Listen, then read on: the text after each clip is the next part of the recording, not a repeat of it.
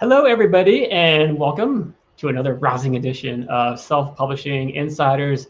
Today, I am thrilled to have with me MK Williams. Welcome, MK.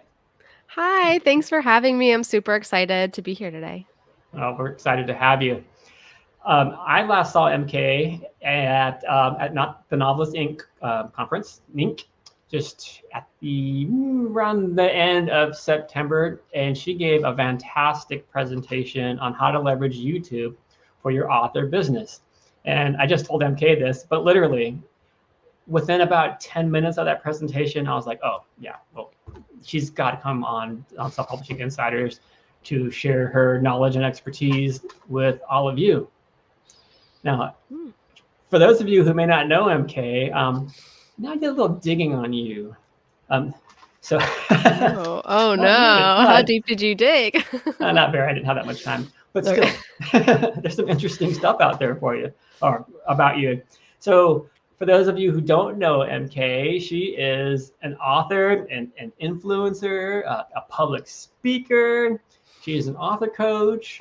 She's a mom who, anybody who has kids knows that that's a full-time job in and of itself. But you have like quite the body of work now. How many books have you published to date? 13. And that includes both fiction and nonfiction, right? Yes, that includes the fiction and the nonfiction. Yes. Oh, okay. Now let me see if I got this next part right, though. So when you wrote Author Your Ambition, okay, what year was that? So the Author Your Ambition workbook came out this year in 2023 in January. That's my phone book. This is my Mac Daddy workbook. That is a Mac Daddy workbook. I downloaded my brain to YouTube, and then I re-downloaded it here of like, here's the calendars you need. Here's all the checklists you need, the decisions you need to make and walk through. Skip to this page if you're going KU. Skip to this page if you're going wide. Everything. I'm going to need to keep updating it because all the platforms keep updating things. But yeah, this one came out this year, 2023. Wow. Congratulations. Thank you. Now, did you write that book because you had so many authors who were asking you questions like, well, how do I self-publish? How do I get started? And you're like, let me just write a book on this so I can get back to my own writing. Is that really how it happened? Exactly. Yes. So that's how my YouTube channel started, was getting all the questions and saying, I want it to be personal. I want to write back. I want to be there for authors. Like didn't feel like I had a guide when I was getting started. Let me, do something for them. And I was spending all my writing time writing very personalized emails back. And I was like, I could just make a script email. And then I was like, that doesn't feel very personal. Let me rework it. And that takes just as long. So I thought, I know, I'm going to make a YouTube channel. I'm going to make these videos. Yeah, because that'll only take you 10 minutes to do. Yeah. And of course, I'll make money with it too. Because you make YouTube money through some magical way. Glamorous. Yeah, exactly. And then that kind of took off. And then I realized about a year and a half into YouTube, I was like, there has to be a better way, like, because people have to search for these videos. How can I tell people this information in one place? They don't have to go back and watch all the videos. I was like, oh, I could write a book. So the first books in the Author Your Ambition series were, again, a re-download of like what's on YouTube into books. That was self-publishing for the first-time author and book marketing for the first-time author. And they came out in March of 2020. So this is an entire series. It's not just a workbook. Correct. Yeah, this is the culmination of the full series. So it's self-publishing for the first-time author, book marketing for the first-time author, how to write your first novel, and going wide, getting your books outside the Amazon ecosystem. And then I have the workbook. I have ideas for other books I could do in this series, but those were the basics. And a lot of my videos appeal to the first-time author. I'm getting started. What do I need to do? What do I need to know? And I've continued to revise the books because things have changed. Platforms have been acquired by other platforms, so I had to change my books. Thanks. I'm happy to do it. So the channel was a result of people asking questions. The books were another way to answer the questions. So no matter how people best learn the information, no matter how people want to find that information, it's free on YouTube. You can get my books at your library at no cost to you, or you could just buy them, or you could pay for the author coaching, which I'm actually going to be sunsetting just because it has been so time intensive. And I continue to procrastinate writing my own books by helping others. And I was like, I need to write my own books. So the books and the I'm sorry, I was just going to ask you, do you hide there sometimes? Like, do you feel like you're focusing a little bit too much on the coaching stuff? And yeah. Because I can cross it off, right? Like I can script a bunch of YouTube videos, record them, upload them. Oh, that is checklist central. I can get so many check marks and just get that done. And then, sit and just write a book. Like I don't get to check that off for a long time. So I am trying to still show up for authors on the YouTube channel and make sure all my books are up to date on the nonfiction side, but really wanting to say, if my goal is to be a great fiction author, I need to focus more on writing fiction. So that's going to be the 2024 look ahead goal. I feel like we need to have you back and just have a whole session on time management skills. Like, how do you knock this stuff off? Not having a lot of time makes me very focused. I don't have a lot of fluff. When I was a full-time author, I think I had like a year and a half as like a true full-time 8 hours a day author. There was a lot of fluff in there. There was a lot of, let me go down this rabbit hole. Should I start a course? No. A lot of wasted time. Whereas now when I just have my daughter's nap time, I get things done. There is value in that. There is value to have like those little deadlines here and there. Like when I know I have to pick up my daughter from school, like today she's getting out early, so it's like, oh my gosh, I have to write this press release and get it done by such and such a time. Go. Yeah. It's that timeline helps. All right. Yes, it does. Even if it stresses you to the gore, it does help to have a little bit of a sticker there. All right. So let's transition a bit here. I want to make sure that I kind of wanted to follow a little bit of a timeline, but I wanted to make sure that we kind of transition into your launching of your YouTube channel. I'm probably going to butcher this, but that was circa 2016? 2018. Dang, wrong again. Yeah, that's okay. Sure. That's okay. You're fine. I'm just kidding. Okay, so again, let's talk about YouTube and why YouTube. Why should authors consider YouTube? They got so much going on. They got to write their books, but why YouTube? Yeah. So the great thing about YouTube is that it's owned by Google, and it is one of the largest search engines in the world. So I think a lot of people view YouTube as funny cats, music videos, podcasts, but it is a search engine. And so ultimately we want readers to be able to find our books, whether they're fiction, whether they're nonfiction. And so being on YouTube is another avenue where readers can discover your books. And so one of the things I talked about in the presentation at NINC that I think a lot of people are scared of being on YouTube. They're like, I have to make a channel. I don't want to be in front of the camera. What camera do I need? This is going to be expensive. And I think a lot of authors don't realize they can be leveraging YouTube without having a channel. There are book influencers called bookstagrammers on YouTube. There are people who do author interviews or podcasts on YouTube. And as an author, you can be getting yourself as the author, your brand or your books onto YouTube by connecting with these influencers, by pitching yourself to go on podcasts where you don't have to have this elaborate video setup. You don't have to have video editing skills. You can leverage YouTube in that manner. And it takes the time of just going on YouTube and finding which book influencers talk about my genre, which book channels are doing top recommended lists, and I want to be on that list. How can I make sure I get my book in front of that influencer? How can I reach out to them? Who's doing author interviews? Are they talking from the more business side? I know within our self-publishing space, there's a lot of podcasts that love to talk to authors about different business aspects, but there's also a lot of podcasts that talk specifically about just sci-fi, just fantasy, just romance. And they want to be talking with authors about the character development and what's coming next in the series. And there's a lot of opportunity for authors to leverage YouTube without having to start a channel. And I think that gets missed a lot.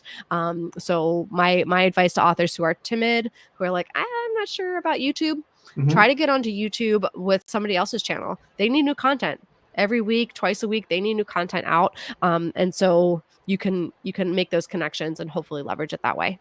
That's excellent advice. So kind of dipping your toe in the water without actually putting yourself on camera. Yep. Okay. That's great advice. Okay. So how does, let's talk a little bit more about why YouTube. You mentioned search, which is fantastic. It is massive platform. One of the things I remember you covering in your session was that it's the least controversial. As of right now, but yes. Come on, don't we need controversy to build an audience? Everybody loves a good controversy. Absolutely. Totally. I think some of the things, thinking about, Facebook, a lot of people say, oh, like, I don't want to be on Facebook too much. It's too addicting. Same thing with Instagram, TikTok. I know earlier this year, there were talks of, are they going to shut it down in the US? Are they not? It seems like that conversation has kind of petered out. YouTube, obviously, yes, YouTube wants you to stay on their platform longer. YouTube wants you to continue watching and scrolling, but it doesn't seem to be as much in jeopardy of having major structural changes applied to it by the government, by regulators, by things like that. And it's a truly global platform, whereas you might say, well, Facebook is used in so many countries, but other countries don't use it. YouTube is, I get traffic from all over the world on YouTube. So it is one of the least controversial, and I don't think it's going anywhere. People go to YouTube for so much. I mean, my dishwasher broke. Go to YouTube, figure out how to do it. I want this list of top books coming out in 2024. Go to YouTube. So Google will also show video searches when you just Google something. YouTube videos that match that answer will also show up really high on the search engine page. So it's a double leverage. And yes, it's not as controversial. It's not going to go anywhere. So so just play with it, experiment, explore, see where it leads you. Yes, absolutely. And then in terms of like audience, community, and trust, when you went over that, I'm like, that's perfect, because in so many of our self-publishing insider episodes, we talk about, how do I build community? How do I build trust with my readers? How do I interact with them? And I know I've said it before, but I'm like, gosh, indie authors, you have such an opportunity to interact with your readers that the largest traditional publishers don't have. They've been trying to find that holy grail forever. And the authors, the readers want to talk to you, the author. And you can see the authors that have nailed that are the ones who are just like, just taking off. Absolutely. I mean, from people who subscribe to my channel, once a week, they get to see my face. They get to hear my thoughts. I do try to keep my videos on topic. I don't try to add a lot of fluff, but, occasionally I'll throw in some of the personal stuff. And so people do feel like they're on this journey with me. I try to respond to every comment. Some of the nonsensical ones I don't respond to, the offensive ones get deleted, but for the most part, I'm going to respond to every comment and get that answer. And so that gives me a chance to directly interface with people. Now, not every single person will go and purchase my nonfiction books. Not every person will go and purchase my fiction books, but it's building that relationship and that community, which is exciting. I think that's given me energy to keep going when I've just said, like, why am I still doing this? Why am I beating my head against the wall trying to make this work? Like, is this worth my time? And I always come back to, yes, it's still worth my time, because I'm getting to help authors who otherwise might not find that help. They would probably find somebody else, but maybe not in time to answer the question that they need by a certain time. So it's really exciting. Good. And you've been doing it for several years now. What's your frequency? How often do you put out content? And do you put out long form content and short form content and content in between to appease your viewers? Yeah, so I started in 2018 knowing I would do one video a week. That's what I felt I could commit to. And that's what I've stuck with for the most part. I also knew going in, YouTube favors videos that are between like 8 to 12 minutes is kind of the sweet spot. It's just enough to keep somebody on long enough where you're going to show them ads if you're YouTube. But it's not so long that people are like, oh, okay, get to the point. No, next thing. Our attention spans are growing shorter. And so YouTube will prefer that content. I started, and my videos were maybe 3, max 4 minutes, because it was one question, one answer. Should I buy my ISBN? Yes or no? Next video. Where should I buy my ISBN from? Like, really breaking down nitty-gritty niche questions.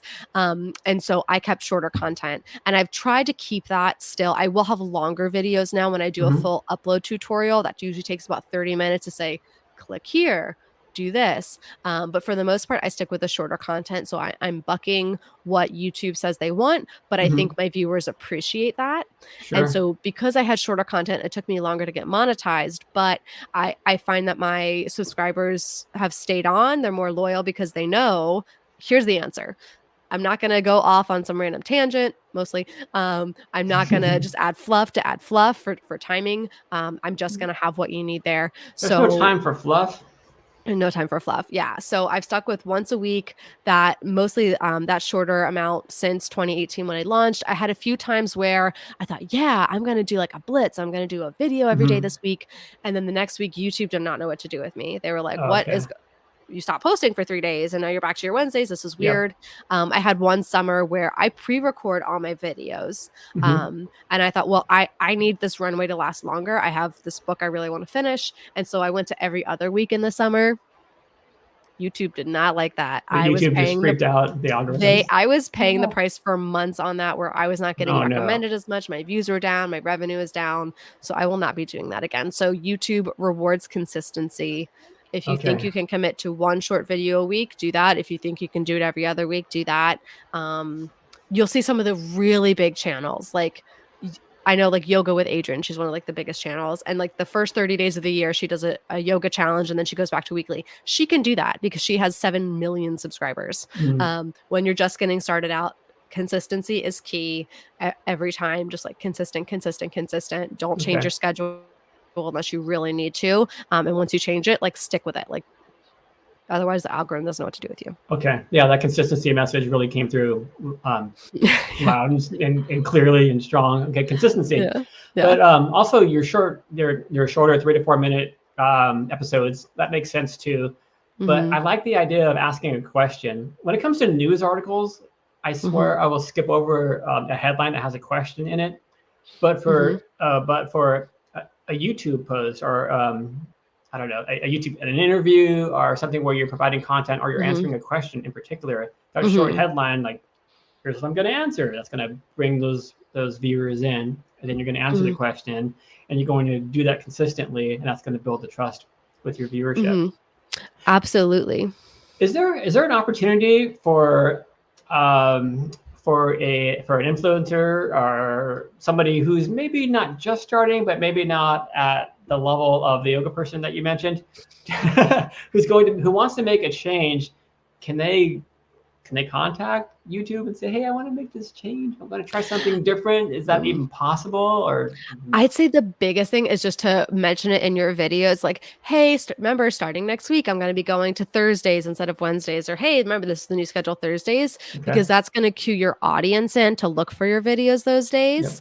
And then YouTube will pick up faster based on the audience behavior versus YouTube figuring it out and now knowing, okay, push this content on Thursdays. So it still takes a while. It still takes time. But if that's what you as a creator need as a change, make the change. The algorithm will catch up. It'll just take a little bit of time. Okay, cool. Yep.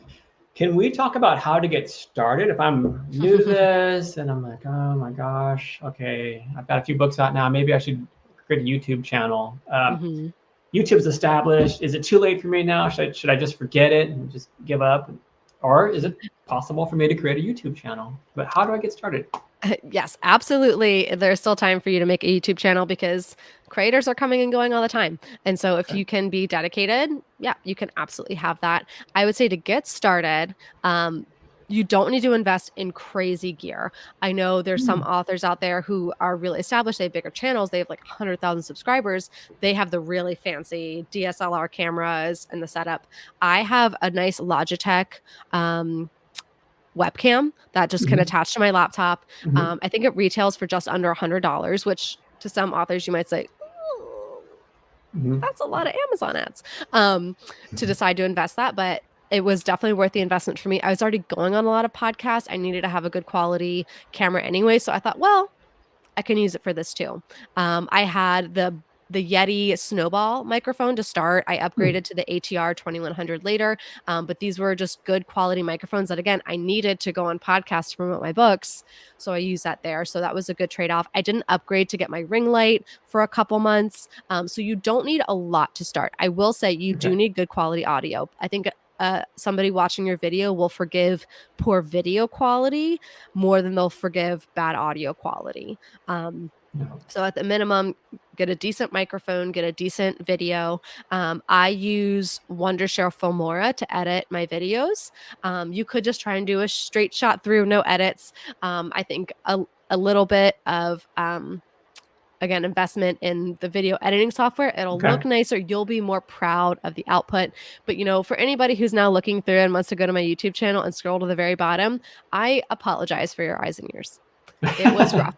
Those first videos were really rough. So know that you're going to evolve and you're going to get better. Just start to get something out there, get that proof of concept. And I like to say, have your videos scripted for a bit, either fully scripted out for a couple months, or at least an outline of these are the topics I'm going to talk about and record, and have that runway. Because I think if you get started and you're like, okay, I just did my video for this week, I did my video for next week, the third week you're like, nobody's really watching these videos, I got other stuff to do.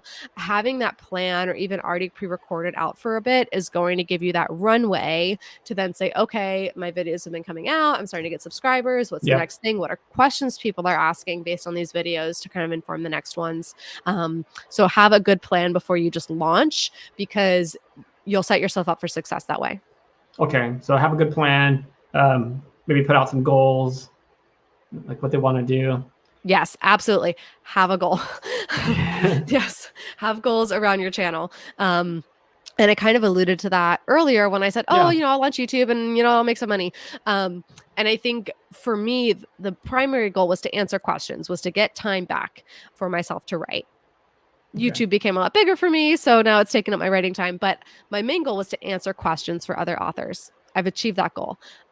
But by making my goal of these short, simple, sweet videos, it took longer to get monetized. So it's perfectly okay for you as the author to say, my goal is to get monetized. I need to make some money because it's taking too long for my series to get finished, and I need some revenue coming in. That's A-okay. The kind of channel you're going to make and the content you're going to make is going to be different if monetization is your only goal versus if you're like, well, I want to make this channel for accountability. I'm going to do vlogs of writing. I'm going to talk about my process. It's really accountability for me to make sure I stick to my goal and I make some author friends, and it'll be nice if I get monetized. So knowing what your main goal is helps you to know you're successful. Yes, I've been accountable. I've been reaching my goals. I made some author friends.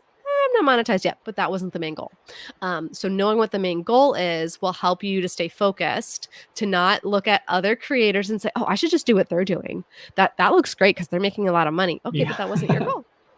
If your goal, follow that creator if that's what you want to do, but know what your goal is, know who your audience is going to be. I see, and this was my mistake as well, getting started. Pretty much just we love talking about mistakes because that's how we all learn. I was like, okay, I'll make these videos and sure, it'll sell more of my fiction books, of course, because I'll be out there. What I didn't realize is that by helping other authors who, yes, like to read books, not all of them wanted to read my fiction books. And I had to, talk about my fiction books to get people to know about them.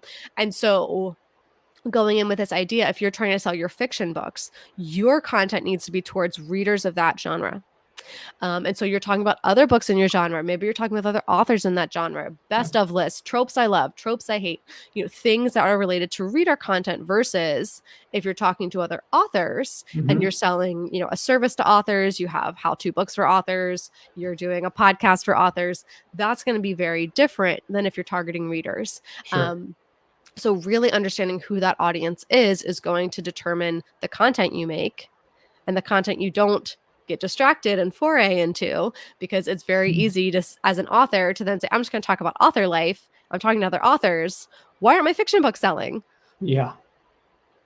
Not every author reads your genre. And so that was something I kind of learned the hard way. But then when I launched my nonfiction series, I was like, oh, well, there you go. Like my launches for my nonfiction books have gone so much better with the same amount of effort because I have this big platform on YouTube of authors who come for my advice every week. Why wouldn't they want to see my advice in a book? Whereas for fiction, it's a bit hit or miss. That's sound advice. And I love that. Make your goals your goals. It doesn't have to be, I'm going to hit 1,000 subscribers in 2 years. It can be, I want to connect with other authors or something much lighter than that. Yep. Let me bring up a comment here from our friend GM. I'm going to call you GM because every time I butcher your name, and I'm so sorry about that. I'm not going to butcher it anymore. I wonder if YouTube accepts authors who write erotica, because I primarily write erotic comedy fiction. I guess it depends what you're trying to talk about on YouTube. So if you are trying to do audiobooks of your books, then you might have to flag certain things. You could probably put it on there, but you might not be able to have it monetized. YouTube does ask for any trigger warnings, any age restricted content on there. So you may just be able to put the audiobook up, but if it's flagged and not monetized, you may not see a financial benefit to that. If you're just going to talk about life as an author, but not talk about the content of your books, that's not a problem. If you're going to try to reach other readers who like that content, talking about similar things without foraying into too many details might be the best bet. I mean, you don't want to give away the content of your book anyways. You want to tease people enough to get them to read. So I don't see why it would be an issue. And I know several romance and even steamy romance authors who do well on YouTube. Obviously, Erotica takes it up to the next level. But I think you could probably find a good connection and network within that steamy romance, dark romance space, and kind of see how they're leveraging their channels so that they're not getting triggered by any like, flags, but that they're still able to find their audience and connect. Okay.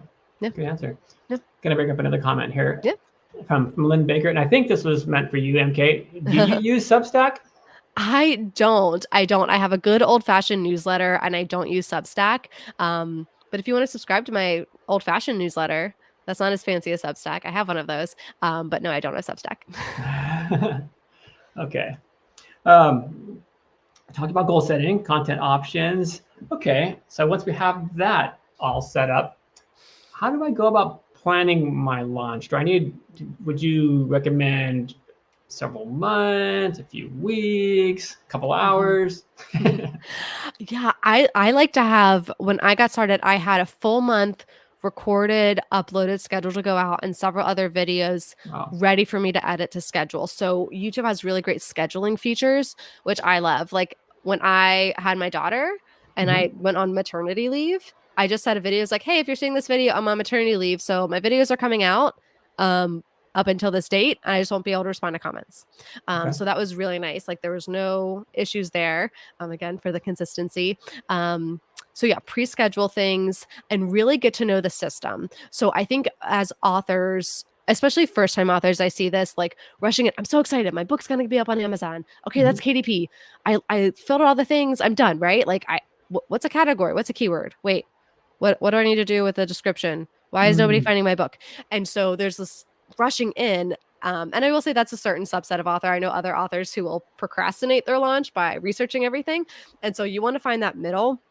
The same thing with YouTube. Don't just rush in, upload. I don't need to fill out tags. What's the description? I don't need it. Yeah, just grab a still from in the middle where my face is caught like in the middle of a sentence. Yeah, whatever. And that's kind of what I did at first. Or you could be the author who spends too much time going down all the YouTube rabbit holes of how to monetize, how to optimize.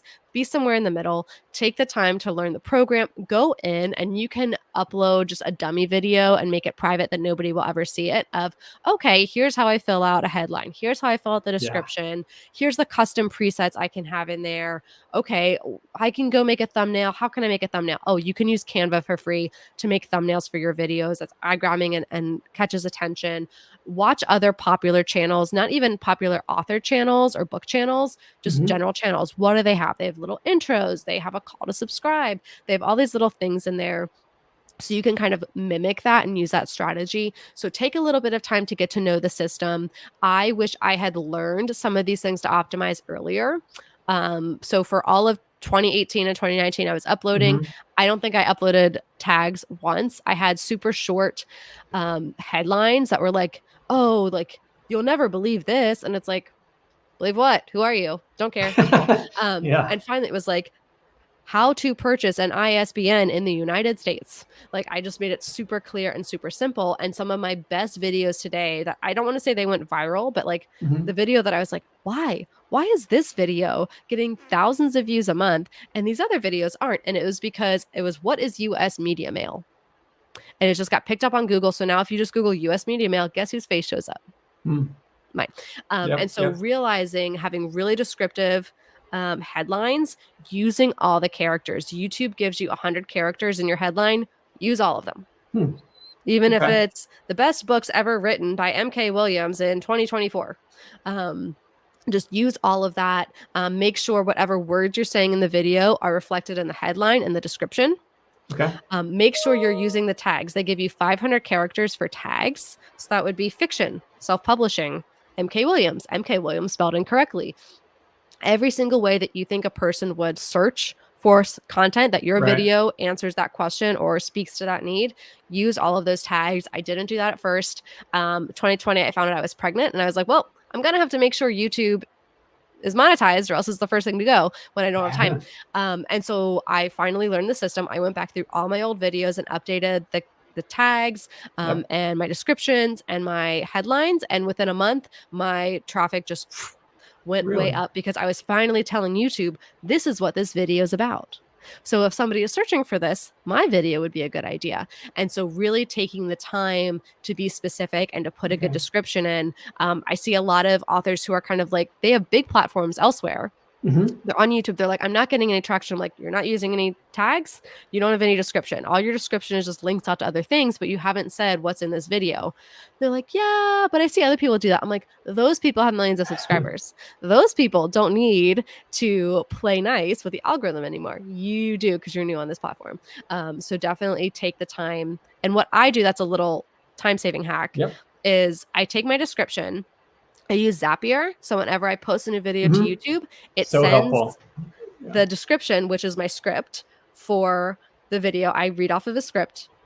I read it. I don't ad-lib it. Sorry. If you're here for quality theatrical performance, that's not me. So yeah, I just read it and then that becomes a blog post on my website and I can just add the video link. So now I have YouTube content. I have it on my website with a backlink and it's just done.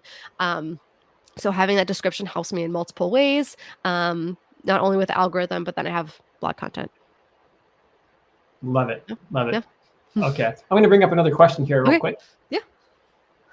From Linda. Linda asks, how can you make or read your own audiobook, fiction, in sections of several chapters? Suggestions we need to consider, please. Okay.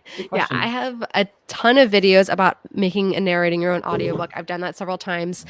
So I use my video editing software. I can do just voice recording. That's how I record them. When you're using those files to upload to, say, a Findaway Voices or an ACX, it does need to be each chapter is separate, coordinating with the physical book. So, right. So if you have 20 chapters in the book, you're going to have those 20 audio files plus opening credits and closing credits. So that's 22 files. So if you wanted to add those to YouTube, you could make it one long video and just have all those files together. Or you could have them as separate ones so people can kind of stop, leave off. What will happen though, when you have each chapter as a separate video of just your audio with the cover on it, you'll have the ads will pop in there. Unless you specifically say to not monetize. But I think even then you run the chance of YouTube just running an ad because there's a break. So in that case, I would say make it one long video. And then people can just stop and YouTube will even save your spot. You can come back later. And then if you want to monetize, you can actually go in. I think they're changing this feature. You used to be able to set where your ad breaks were. So you can maybe do that right after the opening credits, right before the closing credits. I believe they're taking that away and they're going to optimize that like naturally for people. They're not going to let people have that say.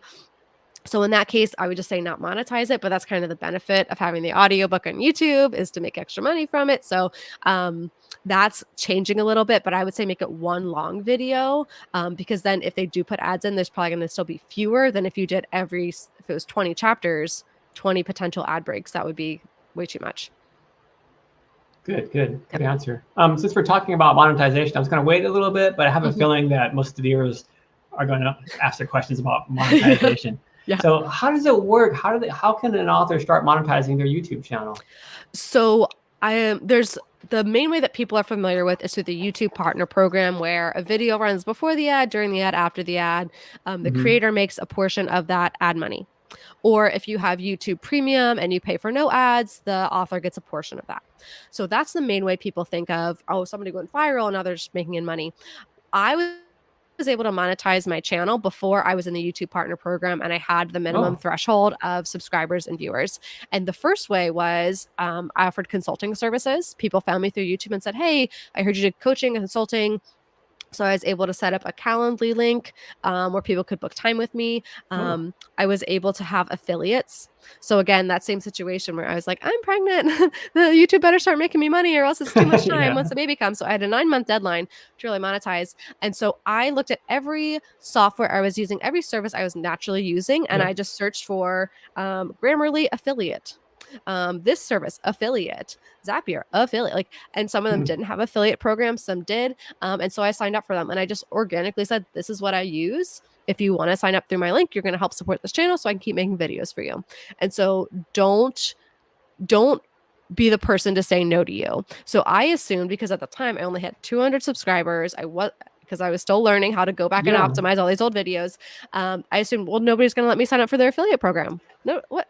Nobody's going to let me do that. This is so interesting to me, because I was like, is it even a realistic goal for someone who's just starting out? Is monetization a realistic goal? It is. What I've learned is that most companies are like, you want to talk about our product? Yes. Yeah. You can talk about our product. Some will have thresholds. Some might say, you haven't sold anything on your link, so we're going to disable that. I know that Amazon Associates is very quick to say, this wasn't a qualified purchase. I'm like, I know 5 people who use my link. But all the other programs are really good that I found. And so for me, it was easy to use, like author services. What softwares am I using? If you're talking to readers, there are reader subscription books, there are reader merch, there's all kinds of things where you can find affiliates for, and you'll see other channels in your similar topic will probably have those affiliates. It's a great place to start, and you can start to promote those, talk about those organically. Obviously, if it's a product you don't use or product you don't like, don't have an affiliate with them. Only endorse something you would do, but affiliates are great. Talking about your own books, that's one way to monetize. It may not seem like a lot. It may seem like I'm putting out all these videos. I'm not seeing a huge bump in sales yet, but just be consistent, because that's a whole cache of videos that as you get more subscribers, they can go back through that and continue to look. For me, having the consulting services was big, because I asked people, where did you find me? So I know I was monetizing YouTube before I ever had that first ad payout. And then ultimately, yes, being part of the YouTube Partner Program gets you some money. And eventually, if you have so many subscribers, you can have a merchandise bar at the bottom. So I'm able to sell my Author Your Ambition series books at the bottom bar there, which is very nice. So just little things here and there. Even if it's like $50 a month from affiliates, cool. That's $50 I would not have had otherwise. Exactly. A little bit here, a little bit there. It adds up, and maybe it helps to just offset the cost of, you bought the software to edit, you bought the nice ring light, you're going to upgrade the camera over time, little things like that, just to at least make it not in the red on your YouTube channel. And not to mention, it feels good when you're starting to make some money from your endeavors. Yeah. What is the threshold? And I'm sorry if you mentioned it. What is the threshold to get into that YouTube Partner Program? So they've just changed it. So it used to be 1,000 subscribers and 4,000 watch hours. You had to have both. They're changing it to now be 500 subscribers and 3,000 watch hours. And there are separate requirements just based on shorts, if you're only going to make shorts videos. I do not remember that offhand. So they've lowered the requirements, which is good. Yay, more people. The downside is that as more people are eligible to become monetized and get that pool of YouTube Partner Program money, everybody goes down a little bit. So that was something I directly experienced in September. I was like, I made a quarter of the money in September that I made the previous months, and my views are the same and my subscribers are the same. What happened? And so it seems like maybe advertisers were cutting back, and plus that big influx of creators, but it's back normalized now. So that's nice. Okay. Before I forget, I want to put up your YouTube link there. I want you all to go check it out. There's a ton of content there. What is it? Is it over 500 videos now? I think it's only like 300. What? Yeah. I thought you were over 400. Oh, maybe. I don't even know. You don't know. You've been doing this for too long now. It's too many. It's too many videos. But yes, there's a big cache of videos, and I have them organized into playlists. So you can hopefully find just what you need and kind of just watch through that. Yeah. There's so much because you're doing content on news, you're doing content on the different service providers. You guys can filter through there and find just about anything that you need on the self-publishing industry. We still have a few minutes left, so I want to encourage our viewers to ask your questions. It's good to see you guys talking in the comments, but now is the time to ask MK because she's here, she's live, she's in person. But I have another question for you. Yes. And we touched about this a little bit earlier, but when it comes to when you first start, how important is it to get that lighting and the look of your channel like chef's kiss ready? Or does it have to be that good? Because we always encourage authors when they're putting out their books to, like, this is your brand. You want to look as pro as you possibly can when you go out there. Should they have that same mindset when they're creating their YouTube channel and just getting started? Or is it okay? Is good enough to get started? Yeah. I think because the vein you're going to be talking about is either to other authors or to readers, you get a little bit of leeway if the lighting isn't perfect or the audio isn't perfect. Again, I think video viewers are more likely to forgive not having perfect lighting or not having perfect video quality as they would for bad audio quality. Like, I will get comments on audio all the time, especially my old videos. And I'm like, I know audio is bad. Go watch a new video. Whereas I didn't have this nice lighting at first. It took me a while to figure that out. So I would say definitely like make sure the audio sounds good. Okay. Make sure your video looks good, of course, but good enough is fine. If you're going to be doing this every week consistently, you're obviously going to optimize and evolve. I think I said this in my presentation, is that with the thumbnail, so you have to have that thumbnail for the video, and it's like a book cover for your video. So you have to make a book cover every week. The nice thing is you can change out those book covers much easier than if you're actually changing out a real book cover. Like, that takes a long time, and you got to get a new design, you got to upload it, does it look right, you got to put a new copy. With the ability just to create a new thumbnail video, you can update that and change it. There are certain softwares like TubeBuddy where you can A/B test those thumbnails. I believe that YouTube's going to be rolling out a way that all creators can actually just test their thumbnails shortly to say, like, hey, this is the one that got you more views than this one. So you can actually learn a bit more about what your viewers are wanting. I had a really great honest conversation with another creator who was like, there's too much text on your thumbnails, like less text, because the title of the video tells them it. And so you just need like one or two catchy things on there. So yes, look at other creators, see what they're doing, see which ones catch your eye, and try to emulate that as much as possible. So that's something I would definitely say. But with the thumbnails, you can revise it as much as you need after the fact. Having good lighting, having good audio is good, but don't let that be the things that stops you from at least getting started and trying and iterating, because it's going to take a while to get comfortable with editing the videos. It's going to take a little bit to get comfortable with what you're saying, being concise, having a good intro, outro, things like that. So just make sure you're giving yourself that grace that you're going to learn and optimize. But yes, make sure it looks as best as you can do right now when you get started. I love that. Like, don't be afraid just to kind of jump in. It doesn't have to be perfect, everybody. I'm kind of speaking to myself here, who's the person who would like just get totally paralyzed. Like, no, I can't do anything until it's like looks as good as it possibly can. Yeah. Don't go and hire a Coppola to start directing these. Right. Yeah. I'm going to bring up this comment from our own Lexi Green, who says, I'm sure having a presence and a personality people can connect with and follow can end up being its own huge benefit apart from direct monetization. Absolutely. Yeah. I've been able to connect with a lot of other authors. Like I'm fairly introverted. Like I can kind of be like a good presenter and speaker when I need to be for podcasts. And obviously I can edit myself for the videos, but yes, being able to connect with other authors has been so great and valuable, because when you're a full-time author, you don't have coworkers. And so being able to connect with other authors, it's like, oh, like that is so much more beneficial to have a good connection with other authors just to keep you going and for accountability and things like that. So that's been really great. Yeah, it's good energy flow both ways. Yeah. And a quick comment here from Elaine. Thanks, Elaine. Hi, Elaine. MK is amazing. Thank you so much for sharing all of this. It is so helpful. Oh, thank you, Elaine. It's so true. And that's exactly, I was thinking like, why aren't there so many questions this time? And I know why, because the whole time we were having our little chat here, I'm like, gosh, I wish I could just be taking notes. And I bet that's what everybody is doing right now.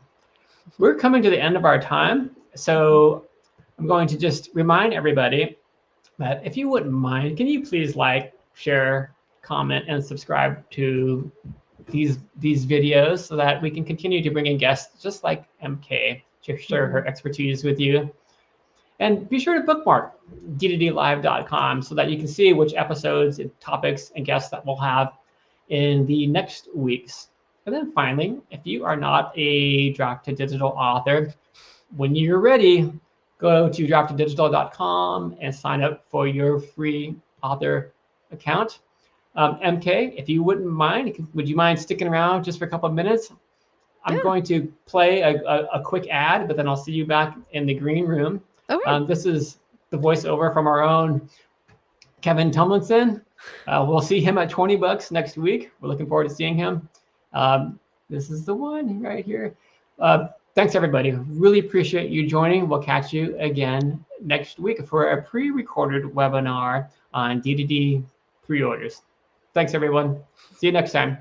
Bye. Ebooks are great, but there's just something about having your words in print. Something you can hold in your hands, put on a shelf, sign for a reader. That's why we created DDD Print, a print-on-demand service that was built for you. We have free, beautiful templates to give your book a pro look, and we can even convert your ebook cover into a full wraparound cover for print. So many options for you and your books. And you can get started right now at drafttodigital.com.